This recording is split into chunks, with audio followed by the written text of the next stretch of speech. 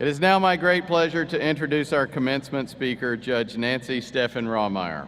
Judge Rahmeyer became the first woman to serve on the Missouri Court of Appeals Southern District. She served as Chief Judge from 2002 to 2004 and will begin a second term as Chief Judge in July this year. The Greater Missouri Leadership Foundation named Judge Rahmeyer the Outstanding Civic Leader of the Year in 2017.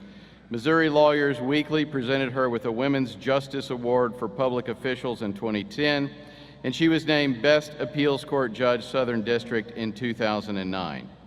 Judge Rahmeyer has been involved in many professional, civic, and charitable organizations. She currently serves as a volunteer judge for We the People, a mock trial competition for high school students. She is also active in a number of judiciary committees, including the Commission on the Retirement, Removal, and Discipline of Judges. Judge Rahmeyer has a bachelor's degree in history from Iowa State University, a master in education degree from Missouri State University, and received a Juris Doctor degree with high honors from the University of Arkansas, where we met and became friends.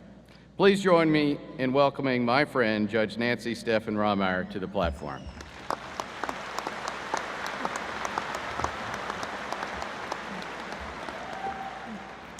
Wow. You need to look around, those of you on the floor, if you haven't. It is full to the rafters.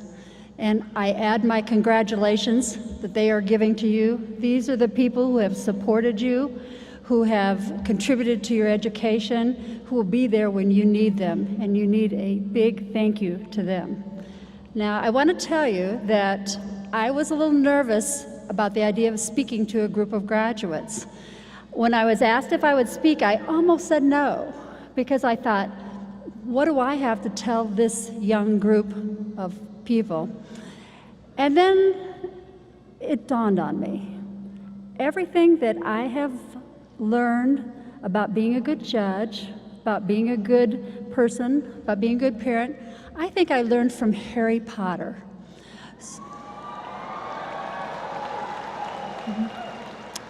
So my topic is the things I learned from Harry Potter.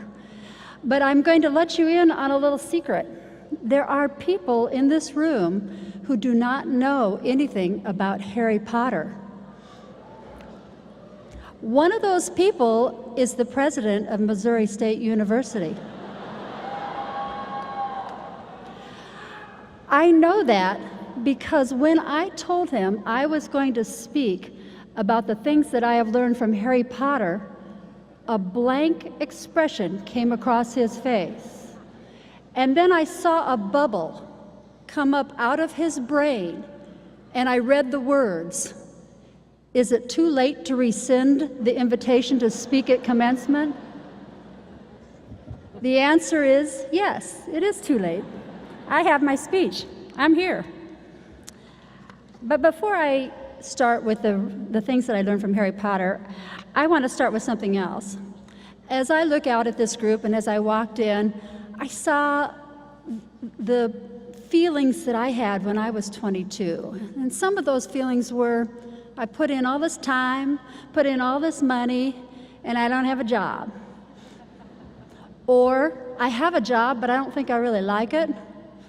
Or, what if the job I have is terrible and I want to quit? All of these nervous things that are coming to you are nothing compared to what I'm going to tell you. This is a piece of advice that your parents have not told you. And it has to do with, my dad is 89 years old, and he has this recurring nightmare. And in that nightmare, he's back in college. And he's in the middle of the dream, he can't find the class that he's supposed to go to. Or he's taking a class and he doesn't understand what anyone's saying. Or he knows he's failing the class and he's worried about it. Now he's 89. I have a version of that dream too. And that dream comes to me with a professor that is really, really either boring or speaking a language I don't understand in the dream. And I'm thinking in the dream, I don't need this course. I graduated from law school. I'm a judge. I don't need to go back to school. but I'm still panicking. And so what I want to say to you is, you're going to have that dream. And my cousin, who graduated from college when he was 65 years old and got a degree in psychology, he says that's a very, very common dream for successful people. Now, the word he really used was compulsive, but I heard successful when he said it. I was sure that's what he said.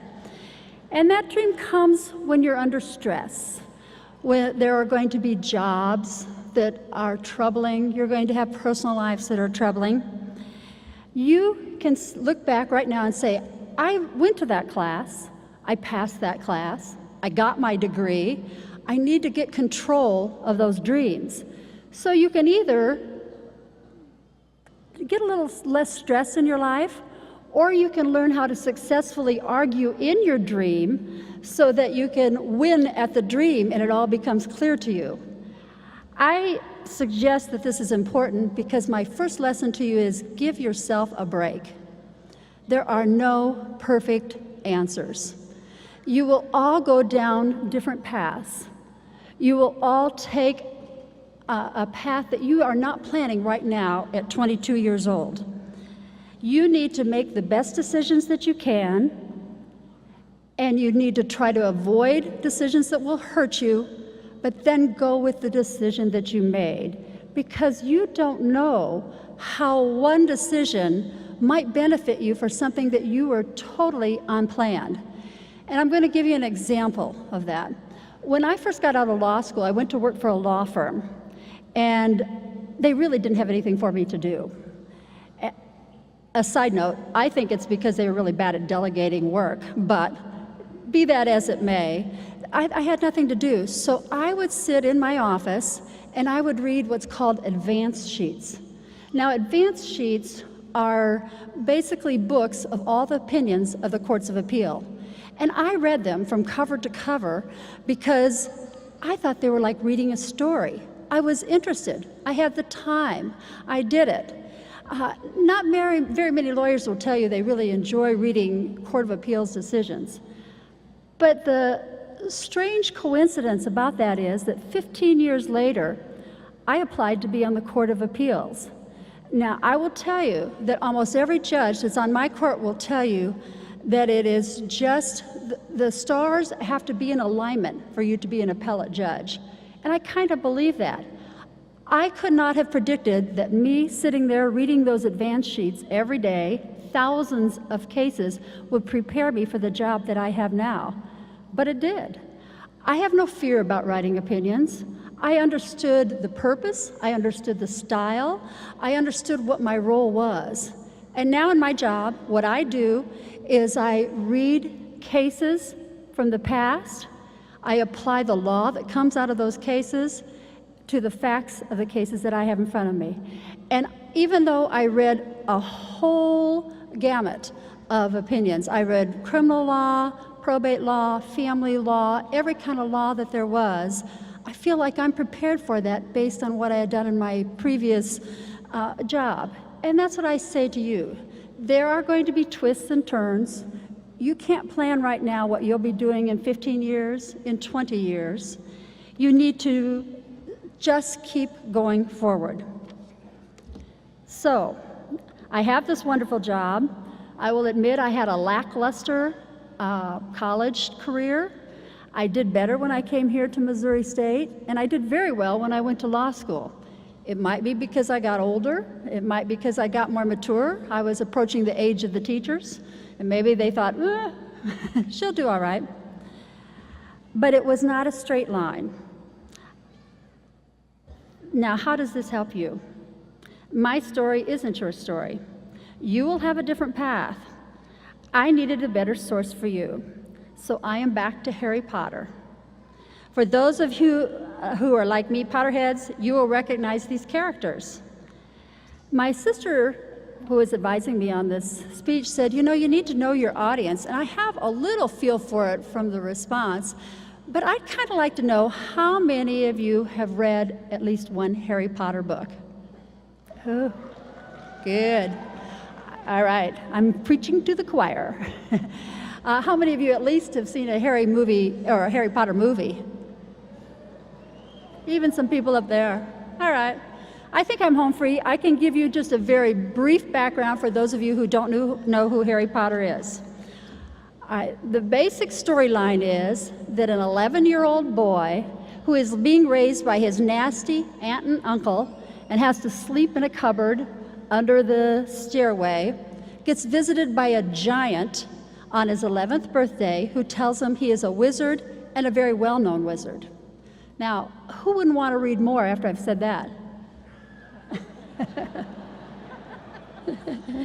As with most literature, it's really a story of good versus evil.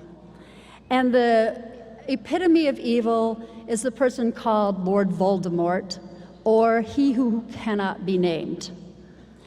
And in this series, as it progresses, Harry learns more about himself, more from his friends, and he learns that he is going to have to confront Lord Voldemort at some point. Along the way, he meets a lot of characters. Those of you who know the storyline will think I'm probably going to talk about all the advice that Dumbledore gave, but I'm not. I'm going to start with some of the characters that I find really interesting. And the first one is Professor Snape. Now, it just even sounds evil, Snape.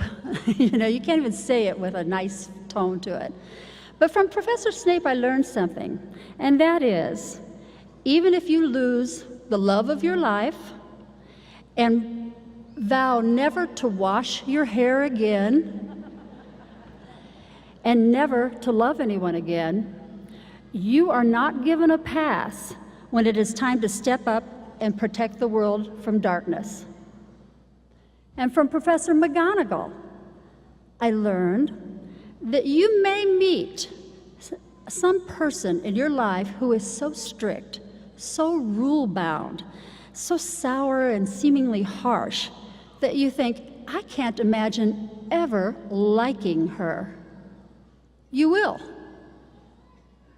And from Luna Lovegood, I discovered that even people who wear radish earrings and read magazines upside down matter.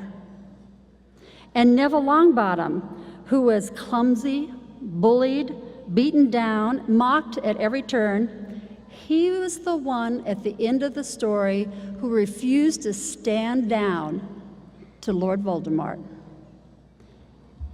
And Ron Weasley, even though you're poor, of average intelligence, average athletic ability, average popularity, the youngest boy in what seems like a more talented family, you too must summon the courage to take a stand when you have to slay the Horcrux. Now for President Smart, I'm going to tell him what a Horcrux is.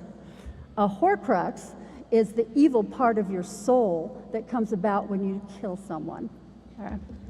I knew he was saying, what's a Horcrux? And for all the Hermiones out there, I want you to know, and you probably know who you are, first one that knows the answers, knows everything. Don't pretend you aren't smart and that you aren't capable of doing the job. Trust your judgment. Learn all you can learn and use it. You are the one necessary to save the world from evil. And I told you I wouldn't start with Professor Dumbledore, but I'm going to end with him. Professor Dumbledore's advice to Harry when he faced the toughest battle of his life, the one he probably would end in Harry's death, was even though we've got a fight ahead of us, we've got one thing that Voldemort doesn't have, something worth fighting for. Dumbledore believed that something was love. And I mean love in the universal sense, not the sense of a crush or something like that. He meant love for all people.